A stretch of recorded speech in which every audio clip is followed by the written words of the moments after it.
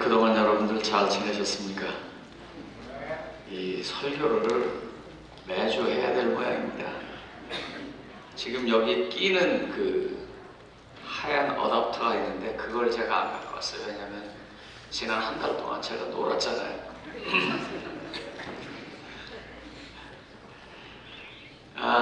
많이 궁금해하실 것 같아서 우선 상황을 좀 말씀드리는 일을 먼저 하겠습니다. 김요한 장로님은 뭐 세상에 사는 게 다 그렇습니다만 이렇게 루머가 많이 돌아서 분명하게 말씀드립니다. 돌아가실 상황이 아니니까요. 걱정하지 않으셨으면 좋겠습니다. 아직 의식은 완전히 찾지 못하셨습니다. 그런데 굉장히 활발하게 움직이십니다. 그분이 보통 때도 잘 활발하게 움직이시는 분이 아니신데 병상에서 지금 열심히 움직이십니다. 그래서 담당하시는 의사 선생님들이 좋은 사인이라고 얘기합니다. 그래서 걱정 안 하셨으면 좋겠고요. 오히려 그거보다 지금 슬픈 소식을 좀 전하겠습니다. 오늘 조금 전에 알았는데요. 본교회에 출사하시는 김재홍 성도님의 동생이 오늘 새벽 4시 15분에 주안에서 잠드셨답니다.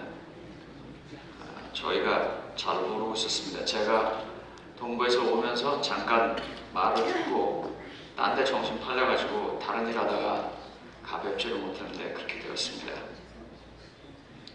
그래서 김재원 성도님과 연락하실 분들이나 또 그 연락하실 수 있는 분들은 꼭 좀 위로의 말씀을 해주시면 좋겠습니다. 제가 아마 오늘 저녁에 장로회 끝나고 거기 가봐야 될 것 같습니다. 그리고 뭐 다 아시겠지만 저녁에 음악회 있죠, 그죠? 뭐 저희는 워낙에 우회져갖고 그렇게 하기 쉽지 않지만 또 그래도 한국에서 우리 교단에 가장 그 음악을 사랑하고 실력 있다고 하시는 분들이 하시는 합창이고 음악 시간이니까, 찬양 시간이니까 갈 수 있는 분들은 올림픽교회 가주시면 좋겠습니다. 저는 오늘 여러분들과 함께 살인과 순종의 사이길에서라는, 그냥 말씀드리면 제목만 멋있습니다. 설교 별로 기대 안 하셔도 됩니다. 여러분, 이 마가복음 12장 27절로 28절에 조금 전에 읽었던 그 성경 본문에서 모든 계명 중에 첫째가 무엇이나이까 이렇게 딱 물어볼 때 느낌이 어떤 게 드십니까? 어떤 게 드세요? 어떤 분이 저한테 이렇게 얘기했어요. 목사님 설교는 초반에는 도대체 무슨 소리를 하는지 모르겠어요. 그래요. 여러분도 그러십니까? 저 사람이 또 저기 서가지고 무슨 얘기를 하려고 일로 가나 절로 가나 어저께 느닷없이 코리안 디스카운트부터 시작했죠. 그죠? 근데 저기 저 말에서요, 모든 계명 중에 첫째가 무엇이니까? 라고 이렇게 묻는 그 사람의 심정이 뭐일 것 같습니까? 지금 뭔가 자기의 세계, 자기만이 알고 있는 그 세계, 그 세계에서부터 다른 걸 생각하고 있는 것입니다. 내가 지금 뭘 알고 있어요. 정확하게 말하면 10개를 다 알고 있어요. 그리고 10개가 다 중요하다고 배웠어요. 그래서 그런가 보다 하고 멍청하니 사는 인생에서 갑자기 그 10개가 다 중요한데 그 중에서 제일 첫째가 뭐야? 라고 이렇게 묻는 그 마음. 마가복음 12장은요, 읽어보시면 예수님이 그 당시에 종교 지도자들과 정말 아주 크게 이를 정도로 큰 갈등 속에 있을 때입니다. 그래서 아마 그 배경을 좀 아셔야 될 것 같습니다. 제일 먼저 나오는 얘기가 타국으로 가면서 종들에게 자기의 재산을 맡긴 주인의 이야기입니다. 참 그 종들이 얼마나 사악한지 해다하다 안 되니까 주인의 아들을 보냈습니다. 그런데 저 아들이 상속자라고 저거만 죽이면 우리 거다 하고 감히 랜로드의 아들을 테넌트가 죽입니다. 알아듣기 쉽죠? 이렇게 말하니까요. 예? 저 로말린다 플라자에 세일 하나 얻어놓고 사는데 지금 월마트에 조그만 스타벅스 커피점을 하나 하고 사는데 월세를 안 내는 거예요. 그래서 편지가 날라옵니다. 또 안 내요. 경찰이 와요.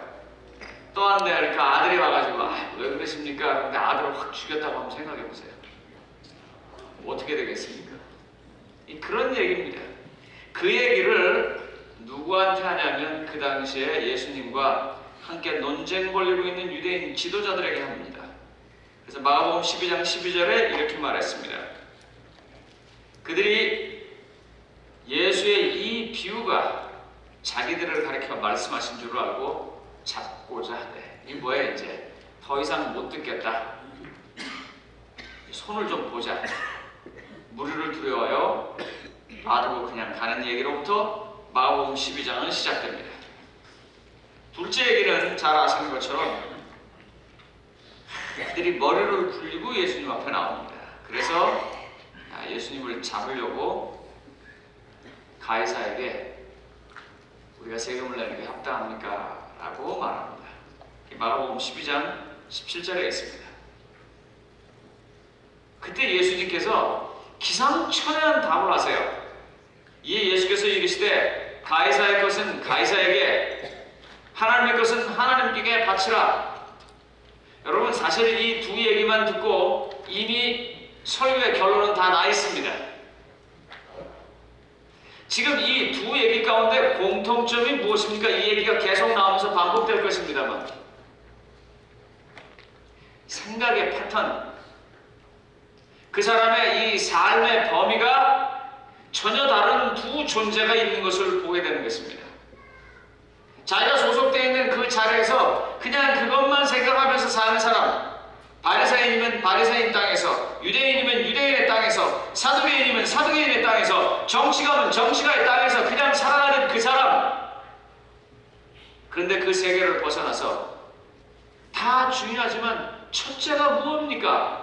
라고 이렇게 질문을 던지면서 또 다른 세계를 보려고 하는 그런 두 존재가 지금 계속 대화하고 있는 것입니다. 충돌하고 있는 것입니다. 긴장이 고도로 극대화되는 것입니다.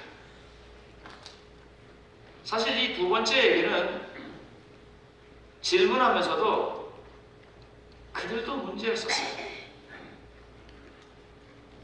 야, 이게 정말 내라고 볼 수도 없고 안 나라고 볼 수도 없고 어떻게 할 거냐.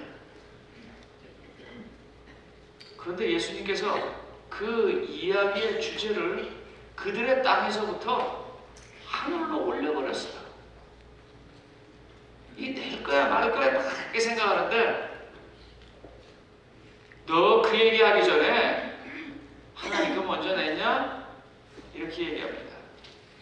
오늘 제가 원래 노트에 적어놓지는 않았지만 여기서 간단하게 좀 설명을 하고 한다면, 우리의 삶에서 가이사가 우리를 압박하는 것 같은 문제들이 있을 때 제발 부탁이니까 가이사가 내게 올 때까지 내가 무슨 짓을 했나 좀 생각을 하십시오.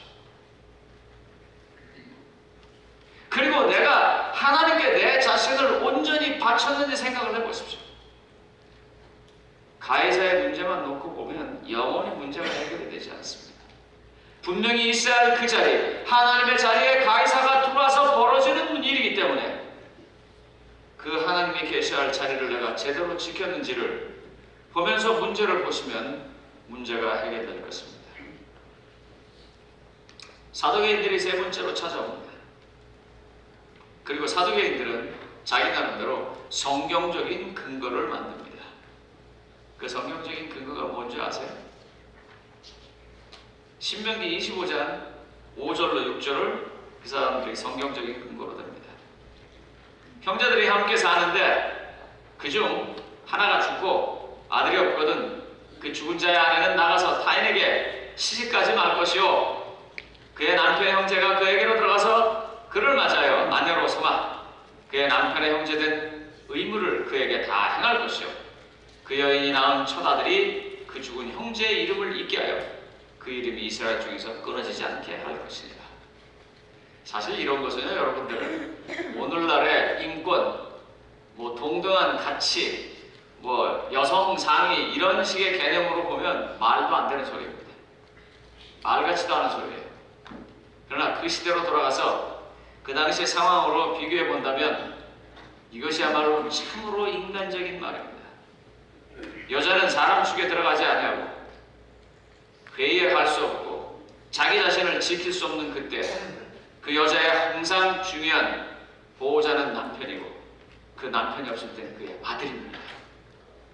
그래서 그 여자가 살 수 있도록 아들을 만들어주는 그 법은 하나님께서 정말 인간을 사랑하고 인간의 가치를 중요하게 생각한 것입니다.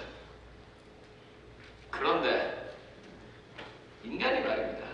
가이사가 들어오는 모습이 여기 나오는 겁니다. 이걸 뭘로 생각하냐면 부부관계로 문제를 보기 시작합니다. 하나님의 본래의 진심은 여기가 있는데 그 진심을 온데간데 없고 부부관계의 문제로 해석을 해요. 육체적인 관계의 문제로 해석을 해요. 그래가지고 예수님한테 와서 시비를 거는 게 세 번째입니다. 이와 같이 신약 성경에 있는 말씀은 구약 성경에 있는 예를 들어가면서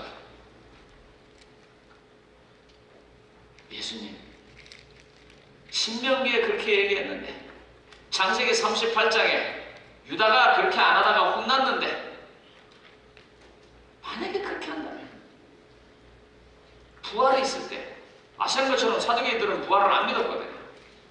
이런 복잡한 문제를 어떻게 해결하시겠습니까? 아니 왜 지가 갑자기 하나님 입장에서 하고 하나님 문제를 해결하려고 그러는 거예요? 하나님이 알아서 하실 텐데. 창세기 마태복음 12장 24절로 25절에 예수님께서 다시 말씀하십니다.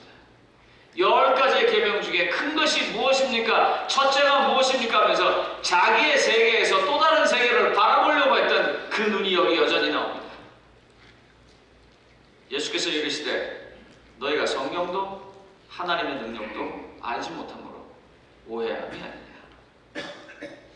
너희가 성경도 하나님의 능력도 알지 못함으로 오해함이 아니냐. 여러분 제가 몇 가지 원하는 게 좀 있습니다. 그게 잘 안 되는데요. 제가 영어를 아주 잘했으면 좋겠어요. 그 다음에 중국말 좀 했으면 좋겠어요. 그리고 스페니쉬 했으면 좋겠어요. 그 다음에 라틴어 했으면 좋겠어요. 그 다음에 히브리말 했으면 좋겠어요. 그리스 말고요. 왜 웃으세요 근데? 기가 차니까 말 같지도 않은 소리를 하니까. 그런데 여러분 요새 구글에서 번역기 만들어내는 거 아십니까? 미국에서 강의를 하면서 구글 번역기를 통해서 중국말 번역을 하면요 중국에서 그냥 그걸 중국말로 듣습니다. 제가 하는 말이 그런 걸 모를 때는 저 말 같지도 않은 소리 한다고 그러지만 그런 것이 이해되는 사람들은 무슨 생각을 해요? 할 수 있어. 관점이 달라지면 그렇습니다. 제가 김요한 장로님 만나기 위해서 101번 도로 샌프란시스코 공항에서 내려서 거기까지 가는데 44마일인가 뭐 그 정도 있었습니다. 2시간 반 걸려서 운전할 때 제 기분이 어땠겠어요? 이 성질 급한 제가. 그때 무슨 생각했겠어요? 아예 좀 떠다니는 거 없나? 홍자노님이 뒤에서 계속 그러세요. 모노레일을 놔야 된다. 샌버나디노에서 LA 공항까지 샥 한 번에 가는 거. 3시간씩 걸려 하니까 그런 그냥 홍자님 사모님이 에이 이거 말해서 그러나 어느 순간에 그거 이루어질 겁니다. 차원이 다른 사람들은 우리가 생각하지 못하는 것들을 생각해내고 세상은 그런 사람들에 의해서 움직여 나갑니다. 여기 온 사람 중에 누가 있냐면요. 정성화 박사 어디 있어요? 갔어요? 나갔어요? 네, 오늘 도산 안창호 선생 거기 가느라고 하셨는데 우리 정성화 박사가 누구냐면 제 고등학교 2년 후배인데 여기서 뭐 그당 싫어하는 분도 계실 테지만 말씀드리겠습니다. 새누리당 중량 을인가요? 거기 당 위원장입니다. 그래서 저 사람은 꿈이 국회의원 한번 해보는 거예요. 치과의사인데 맨날 비슷합니다. 내가 공개적으로 이렇게 얘기하고 유튜브에 다 나가서 큰일 났네. 걔 내가 이거 뭘 하냐? 그러면서도 마음으로는 제가 성원을 합니다. 왜냐면 재림 성도들 중에서도 사회에 들어가서 국회에서 복음을 전해할 사람이 필요해요. 그 외로운 길을 걸어간단 말입니다. 왜요? 10가지 계명 중에서 첫째가 뭡니까? 하는 또 다른 하나를 보았기 때문입니다. 하나님께서 말씀하신 그 진리는 온데간데 없고 지들 욕심에 부부관계, 육체적인 관계만 생각해가지고 그것 때문에 부활이 없다가는 엉뚱한 결론을 내리는 그 불쌍한 인간들을 향해서 예수님께서는 너희는 성경도 하나님의 능력도 모른다. 여러분 지금 이쯤 가게 되면 저 설교자가 어떤 뜻으로 하나님의 말씀을 대언하려고 하는지 이제 감이 오기 시작하십니까? 율법에는 어떤 것이 가장 큰 것인가? 오늘의 본문입니다. 마가복음 12장 28절입니다. 서기관 중 한 사람이 그들로 변론하는 것을 듣고 예수께서 잘 대답하신 줄 알고 나와 묻되 모든 계명 중에 첫째가 무엇이니까? 이 사람은 싸우려고 하다 감동받은 사람이에요. 지금요. 우리 장영기 목사님 처음 우리 교회 오셔서 여기서 설교할 때 여러분들 기억하시죠? 군대에서 뭐 했다고요? 돼지고기 안 먹는다고 그랬다. 그래갖고 막 뭐라 그러니까 이제 자기 상관을 잘 가르치고 그 상관이 이제 하나님 말씀을 잘 믿고 감동을 받아서 그 밑에 상관이 와가지고 식탁에 있는 돼지고기 계속 먹으라니까 그 사람 불러더니 뭐라 그랬어요? 야, 성경에 족발 갈라진 거 먹지 말라고 그랬다고 그러잖아.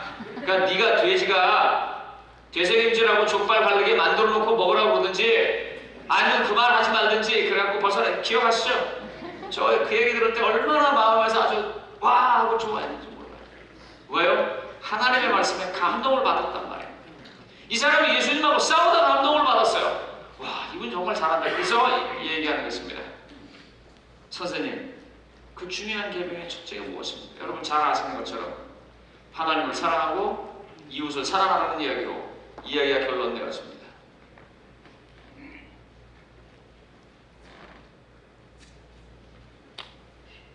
성도님 여러분, 이와 같이 세계가 있는데 그 세계에 갇혀서 사는 사람들이 있습니다. 그리고 그 갇혀서 사는 세계를 몸부림 속에서 또 뛰쳐나오려고 쳐다보는 사람들이 있습니다. 예수님께서 조문 10개를 이렇게 해석을 합니다. 또 마음을 다하고 지혜를 다하고 힘을 다하여 하나님을 사랑하는 것과 또 이웃을 자기 자신과 같이 사랑하는 것이 전체로 드린 모든 번제물과 기타 제물보다 나으니이다. 이분이 예수님한테 한 말에 감동받아가지고 네 맞습니다. 사랑이 계명입니다. 그렇게 말하고 난 다음에 이분이 그러는 거예요. 하나님을 사랑하는 것과 자신을 사랑하는 것이 우리가 성전에서 제사 드리고 뭐하고 막하는 모든 것보다 다 낫습니다. 이제 한 사람이 자기의 세계 속에서 벗어나서 또 다른 세계를 보는 것입니다. 그래서 예수님은 그 사람을 칭찬합니다. 그 칭찬하는 이유가 뭐냐면 유대라는 프레임, 바리새인이라고는 프레임, 유다이즘이라고 하는 프레임에서부터 벗어나서 새로운 세계를 보기 때문입니다. 마지막으로 예수님께서 자신이 보는 새로운 세계를 그 사람 앞에 보입니다. 마가복음 12장 44절로 45절. 한 과부는 와서 두 랩던 곧 한 고들란트를 넣는지요. 예수께서 제자를 불러다가 이르시되 내가 진실로 너에게 이르노니 이 가난한 과부는 헌금함에 넣는 모든 사람보다 많이 넣었도다. 지금 예수님은 말입니다. 그 당시에 사람들이 보통 세는 돌의 양, 숫자로 세는데 지금 갑자기 예수님은 사람들의 마음의 양을 재고 있습니다. 네 개의 얘기를 쭉 하고 다섯 번째 얘기에서 예수님이라는 분은 우리의 마음속에 있는 그 마음의 양을 재시는 분이라고 이야기하고 있습니다. 풍족한 중에 다 하나 없지만 자기의 생활비 전부를 누르는 여인을 바라볼 수 있는 그 눈은 마음속에 있는 기준이 다르기 때문입니다. 제가 이 긴 이야기를 왜 했다고 생각하십니까? 사람들은 때로는 유대인으로, 때로는 바리새인으로, 때로는 사두개인으로, 때로는 로마의 속국 속에서, 때로는 부자로, 때로는 가난한 사람으로, 때로는 똑똑한 사람으로, 때로는 무식한 사람으로 각각의 프레임 속에서 제한되어 살고 있습니다. 어떤 때는 여자, 어떤 때는 남자, 어떤 때는 갑의 자리에서, 어떤 때는 을의 자리에서 다 각각의 그와 같은 자리가 있습니다. 그런데 그 중에서 특별히 가이사의 것 이야기하는 얘기를 조금 제가 더 하겠습니다. 당시 사람에게 있어서 가이사로 예정된 이것은 타협이 불가한 것입니다. 우리나라를 지배하고 적군으로 와 있는 로마의 군인과 그 단체는 도무지 용서할 수 없는 것입니다. 제가 제 삶에서 그렇지 하고 느껴본 게 있습니다. 뭐 사람마다 그런 게 다 있고 그런 게 여러 번 있겠습니다. E.M. 레마르크라고 하는 사람이 그의 소설 서부전선 이상 없다 해서 그 쓰면서 이런 말을 했어요. 독일의 젊은이가 독일을 지키기 위해 전쟁터에 나온 것처럼 프랑스의 젊은이도 똑같은 이유로 총칼을 들었을 겁니다. 전장 앞에 서 있는 독일이 프랑스 군인을 보면서 고등학교 선생님 말입니다. 전쟁에 나가라고 이 10대 아이들이 전쟁에 나간 거예요. 그 선생님 말만 들어보니까 위대한 독일을 위해서 자기는 반드시 해야 됐는데 막상 가서 부딪혀보니까 프랑스 아이들도 똑같은 거고 똑같은 사람인 거예요. 제가 우스운 얘기 하나 하겠습니다, 여러분. 요새 중국이 영토권에 대해서 이야기할 때 보통 이 바다의 영토권에 관해서는 그 국가가 있는 마지막 최첨단에서 똑같이 재는 게 기준입니다. 그게 보통 세상에서 알려진 기준입니다. 그런데 요새 중국 사람들이 무슨 기준을 세상에다 내놓는 줄 아십니까? 바다의 양을 인구 비례로 하자는 것입니다. 그래서 그 사람들이 동시에 그렇게 넓다는 집단이라고 보게 되는 거예요. 기준이 달라요. 왜? 우리가 사람이면 안 하니까 바다도 우리가 사람 숫자로 좀 나눠 쓰자 이거예요. 우리가 다 웃지만 중국 사람 입장에서 안식일교회가 옳다고 믿고 살았습니다. 그 안식일교회 가장 중요한 안식일 문제를 아주 소중한 가치로 여겼습니다. 그리고 만나는 사람마다 이야기했고 많은 사람들이 안식일교인이 될 수 있도록 일하면서 살아왔던 제 삶이었었습니다. 그런데 어느 날 말입니다. 제가 바로 안식일교회 목사인 제가 안식일을 지킬 수 없다고 항복하는 순간이 왔습니다. 여러분들은 그런 경험이 없으세요? 정시간에 예배드리고 절대로 텔레비 보지 않냐고 신문 보지 않냐고 일반 공부도 하지 않냐고 사사로운 말 안 하려고 노력하고 할 수 있는 대로 전도하고 성경 공부하고 그렇게 아주 노력하고 살았음에도 불구하고 제 마음속에 순간순간 들어오는 삶의 유혹 수도 없이 많았습니다. 그리고 더 중요한 건 안식일임에도 불구하고 제 마음에 안식이 없었던 날들이 너무너무 많았습니다. 결국 하나님의 잣대로 보니까 안식일 모르고 못 지키는 사람이나 안식일을 알고 못 지키는 사람이나 결론은 똑같이 못 지킨다 했었습니다. 여러분 제가 그때 얼마나 좌절하고 무너졌는지 아십니까? 그러나 감사하게도 그때 저는 좌절하고 무너진 것뿐만 아니라 뭘 알게 됐냐면 이 좌절하고 무너진 인간이 하나님의 은혜로 구원받는다고 하는 것처럼 저 모르는 사람도 구원받을 수 있다고 하는 것을 제가 그때 배웠습니다. 그런데 이제 진짜 문제가 다가왔습니다. 오늘 설교를 하는 이유는 사실 이런 것입니다. 자, 그렇다면 Why you are here? Why you must be an Adventist? 당신은 왜 여기에 있고 당신은 왜 꼭 재림 성도여야만 하는가 하는 문제가 이제 저를 다가오기 시작하는 것입니다. 10가지 계명 중에 제일 큰 게 무엇입니까 하는 것처럼 이제 저로 하여금 또 다른 세계를 보게 하는 것입니다. 제가 동부에 가서 목사님들하고 많이 이야기를 나눴습니다. 특별히 제가 목사님들하고 얘기 나눌 때 후배 목사님들 중에서 목회 현장에서 아주 열심히 일하고 또 공부를 열심히 하고 정직하고 대쪽 같은 그런 목사님들이 많이 계셔서 그분들과 공부도 많이 하고 이야기도 많이 나눴습니다. 제가 그분들과 함께 왜 우리가 재림 성도여야 하는가? 첫 번째입니다. 재림을 이야기하기 때문에 가이사의 것은 가이사에게, 하나님의 것은 하나님에게 하는 것처럼 하늘을 보게 됩니다. 이 땅이 우리의 기준이 아니고 예수께서 이 땅에 다시 오실 때 우리가 갈 것이다 하는 생각 때문에 우리가 하늘을 바라봅니다. 그래서 우리는 재림 성도여야 합니다. 그러면 여러분들은 그럴 것입니다. 다른 교회는 안 그러냐? 다른 교회도 그렇습니다. 그런데 이게 다릅니다, 여러분.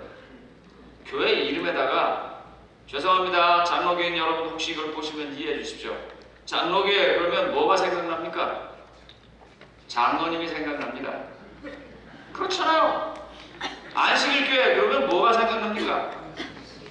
안식일이 생각나요. 그래서 이름은 그 이름이 참 좋은 것 같아요. 참 예수교회. 이름 자체가 그래요. 그래서 제7일 안식일 예수재림교회가 그것을 줄였을 때 재림교회라고 결정한 이유가 그렇습니다. 우리의 삶에 예수님의 재림을 가장 소중한 가치로 둔다.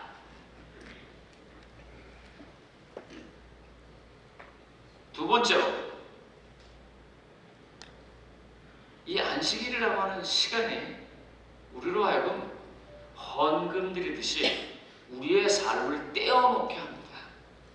이거 굉장히 좋은 제도입니다. 정신없이 살아가다가 금요일 해질 때가 되면 이제 습관이 돼가지고 하고 멈춥니다. 멈추고 어떻게 해요? 삶을 되돌아보고 하나님 아닌 것, 하나님과 관련이 없는 것, 그런 것들을 버리기 시작합니다. 그리고 하나님이 중심이 되고 하나님과 함께 할 수 있는 것들이 들어오기 시작합니다. 시스템으로, 제도로 우리로 하여금 하나님을 생각하게 합니다. 여러분들은 다시 물으실 것입니다. 그럼 다른 교회는 없냐? 있습니다. 그런데 우리가 좀 더 분명합니다. 우선 성경이라고 하는 말씀에 근거를 두고 있습니다. 이게 굉장히 중요합니다. 어떤 일을 행할 때 그 정당성이 그리스도인들에게 하나님의 말씀이라면 그거보다 더 좋은 것은 없습니다. 우린 그와 같은 정당성을 먼저 가지고 있습니다. 그리고 두 번째로, 하나님께서 우리에게 주시고자 하는 그 가장 중요한 것, 안식하고 딱 맞게 안식이 이렇게 되어 있습니다. 그런데 우리는 여기서 회개를 좀 할 일이 있습니다. 뭔지 아십니까? 안식일에 안식이 되십니까? 파트락 당번 여러분, 우리가 언제 십자가를 한번 져야 합니다. 파트락 당번에게 안식을 주기 위해서 우리 그거 없앱시다. 그런 걸 좀 해야 합니다. 아멘 소리가 안 나와요. 네, 먹어야 사니까. 그래서 제가 못합니다. 그거 아직. 이제 여러분들이 여기서 크게 아멘 할 때 그때 치울 겁니다. 파트락 당번 여러분, 형제 안식을 위해서 내가 십자가를 짓는 게 안식이다라는 생각이 들 때 파트락 당번들은 제대로 예배를 드리는 것입니다. 여기서는 아멘이 나오네요. 왜? 우리가 먹어야 하니까요. 오늘 제7일 안식일 예수재림교회가 계속해서 존재해야 하는 이유는 이 안식일을 통하여 하나님의 안식을 분명하게 소개할 사명을 가졌기 때문입니다. 아멘. 그러므로 그걸 못하면 존재 이유가 없어지는 것입니다. 이걸 통해서 우리가 잘 먹고 잘 살아야겠다, 우리가 구원받는다, 우리가 남은 교회다라고 하는 동안은 여기 예수님께서 말씀하신 것처럼 유대인의 프레임에 갇혀있고 사두개인의 프레임에 갇혀있고 바리새인의 프레임에 갇혀있는 그 사람들과 똑같습니다. 그들이 계속 그와 같은 일을 하니까 예수님을 손보려고 달려들고 있습니다. 오늘 설교 제목이 뭐라고요? 이제 좀 답이 오십니까?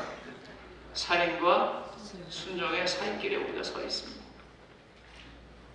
이 안식일 문제를 가지고 하나님을 보다 더 잘 진정한 안식, 그 안식을 주는 일을 계속 한다면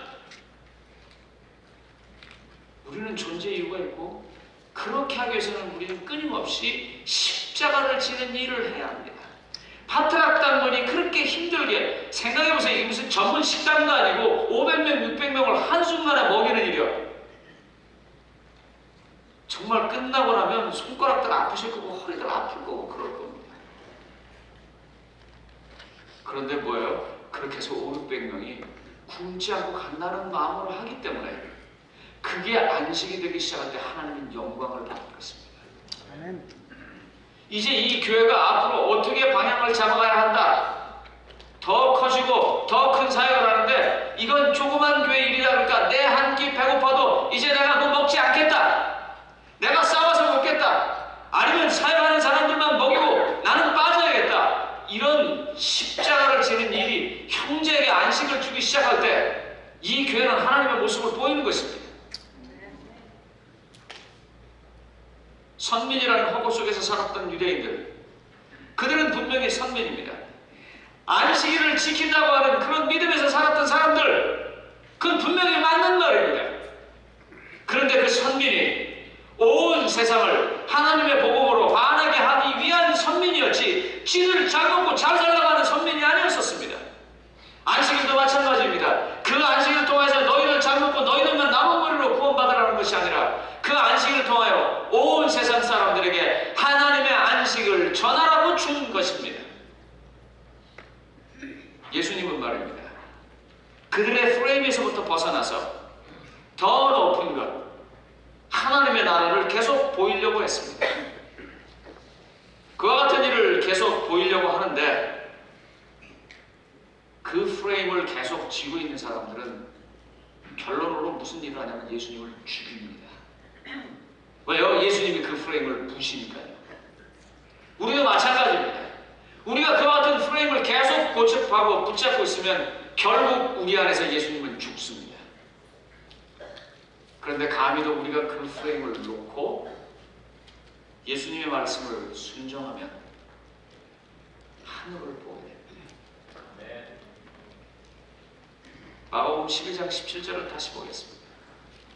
이에 예수께서 이르시되 가이사의 것은 가이사에게, 하나님의 것은 하나님께 바치라 하시니 그들이 예수께 대하여 매우 놀랍게 여기더라. 여러분, 이와 같은 프레임에서부터 벗어나서 새로운 세계를 향하기 시작할 때 사람들이 느낍니다. 와.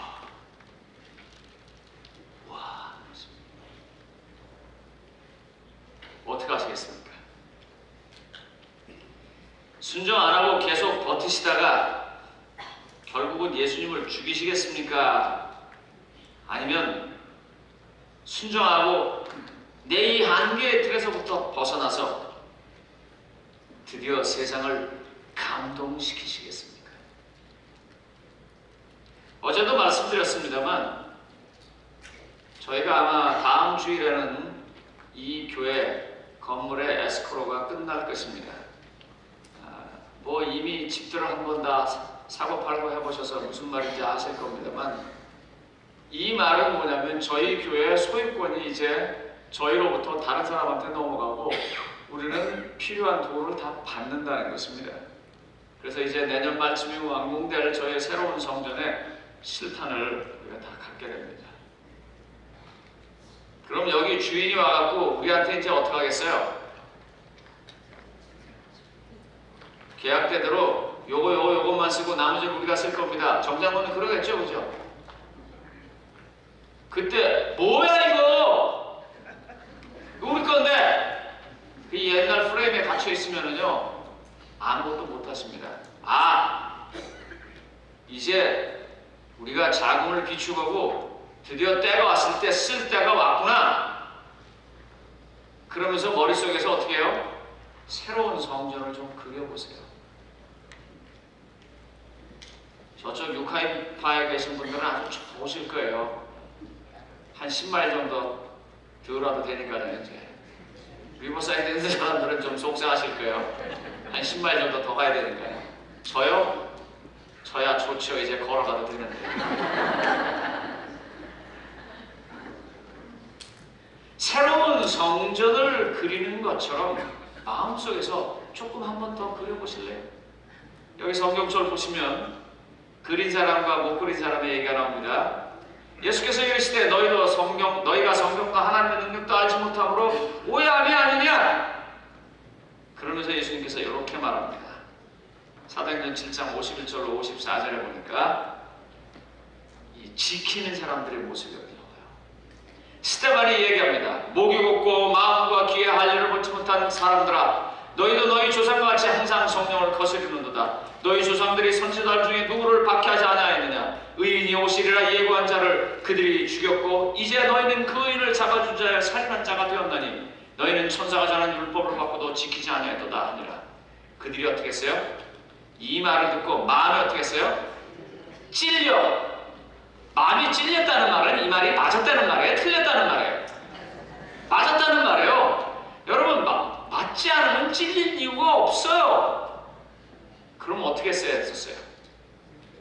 이 한계의 상황이 딱 보여줬어요. 너 인마 그거밖에 안 돼. 너 공부 못했잖아. 너 뭐 했잖아. 그 말의 뜻은 뭐예요? 이제 공부의 세계로 나가봐라. 내 한계의 세계로 벗어나라는 말인데 그들이 어떻게 합니까?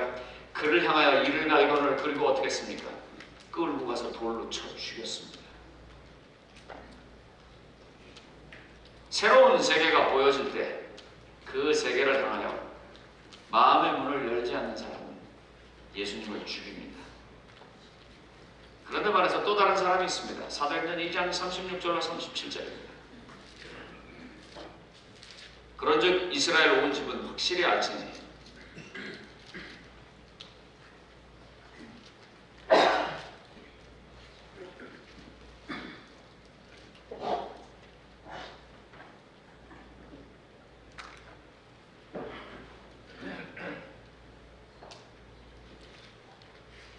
이스라엘 온 집은 확실히 알지니 너희가 십자가 못 박은 이 예수를 하나님이 주와 그리스도가 되게 하셨느니라.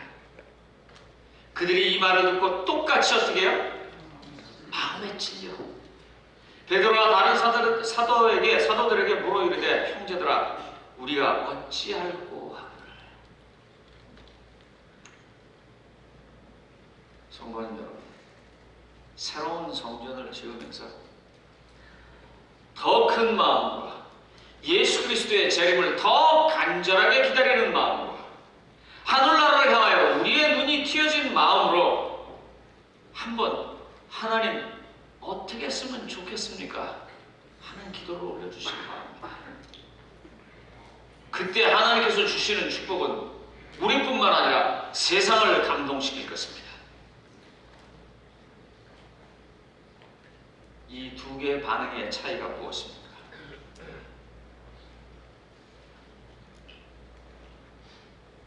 사도행전 2장 38절은 그래서 우리에게 이렇게 말합니다.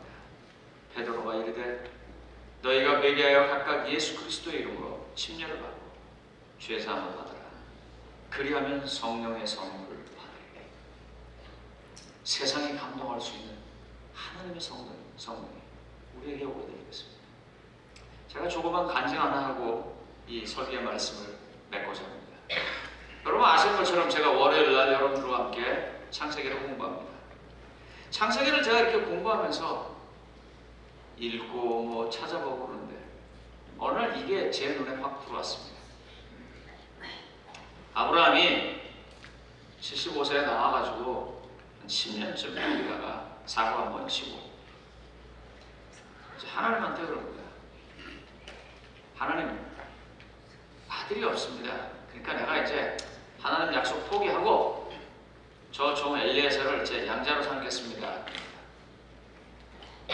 제가 그 성경줄을 읽으면서 이런 생각이 들었어요. 아, 문제가 바로 여기 있구나. 아브라함이 그때 다 있었습니다. 돈도 있었고 권력도 있었고 아내도 있었고 건강했고 하나님의 약속도 있었습니다. 그런데 아브라함이 뭘 했냐면 없는 것만 봤습니다. 그러면서 갑자기 창세기 3장 생각이 났어요. 거기서. 그래, 해와가 어떻게 했어요? 하나님께서 에덴 동산을 아주 기쁨의 동산을 만들어 주셨고 모든 걸 다 주셨고 뭐라 그랬어요? 선악을 알게 하는 것만 먹지 말라 그랬어요. 그런데 마귀가 가지고 그것만 생각나게 했습니다. 그때 저는 사실 굉장히 힘들었었습니다. 이 일 저 일로 굉장히 힘들었었어요. 속상하고 다 버리고 떠나가고 싶고. 근데 가만히 보니까요, 그거 말고 가진 게 한두 개가 아니에요, 제가. 아시는 것처럼 미국에서 가장 큰 교회 담임 목사라는 자리도 가지고, 더 중요한 거는 성도님들이, 제가 이렇게 말하는 거 진심이니까 잘 들으세요. 여기저기 다니면서 오충환 목사가 목회를 잘해서 교회를 잘 섬긴다고 칭찬도 해주시고 많이 해주시라는 말입니다. 내가 얼마나 많은 걸 가지고 있어요. 그런데 내가 오늘 힘든 그거 하나 때문에 모든 걸 다 포기하고 싶은 거예요. 번뜩 성경을 통해서 하나님께서 내게 하시는 말씀을 들었습니다. 내가 못 가진 그 문제는 지금도 해결이 안 됐습니다. 그렇지만 아브라함처럼 하나님께서 아브라함에게 아들이 없는데도 줄 거다 기다리라는 것처럼 제가 기다리겠습니다 하고 그때 고백을 했습니다. 그리고 기다리고 살고 있습니다. 그래서 희죽희죽 웃고 다니는 거예요. 아직 그 문제가 해결이 안 됐는데도. 성도님 여러분, 위를 바라보십시오. 이 땅에서 가이사처럼 내게 다가와서 너무 당연하게 저건 내가 미워할 수밖에 없어, 저거는 100% 제가 잘못한 거라는 문제가 온다고 할지라도 가이사를 거기다 놔두고 가이사가 내게 올 수밖에 없었던 하나님을 잃어버렸던 것들을 생각해보는 프레임을 바꿔보십시오. 우리의 제안을 바꿔보십시오. 우리의 제약에 문제가 있는 것은 분명하지만 그것을 벗어나보려고 해볼 때, 순종해볼 때 성령께서 우리 마음에 오실 것입니다. 그런데 그 제약만 생각하고 제약 안에서 끝까지 남아 계신다면 결국 예수님을 죽이고 말할 것입니다. 살인과 순종의 사이길에서 성도님들은 어디를 가시겠습니까?